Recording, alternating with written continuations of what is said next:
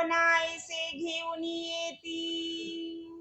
रुद्धपूर त्या काळामध्ये प्रचंड मोठं शहर होतं, बाजारपेठ त्या विदर्भामधली. जसं आता आपलं संभाजीनगर आहे की नाही, त्या त्या त्या काळामध्ये त्या पद्धतीने त्या गाव मोठं होतं त्यावेळेस. ते शेजा गावाची माळीनी, शेजारच्या गावाच्या माळीनी काय काय घेऊन यायच्या? वांगी, गाजरे, भाजी, फुले, मरुवा. मरुवा म्हणजे सुगंधी वनस्पती. दवना, दवना फुल, दवनाचं सुगंधी फुल राहतं, वरून कंसासारखं पाणी असतात त्याची.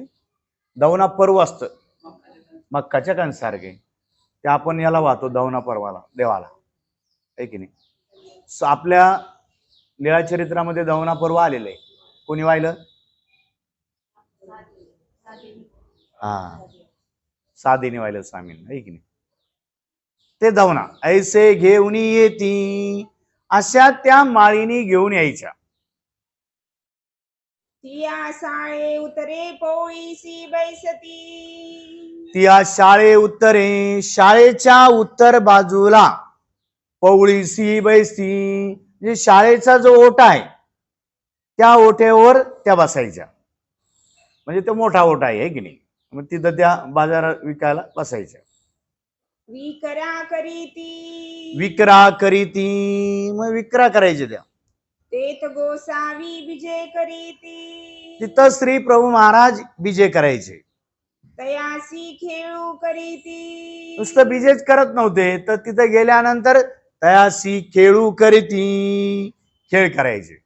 श्री करी कुरुकुली घेऊनी केजी घेती. श्री करी कुरुकुली घेऊनी केजी घेती.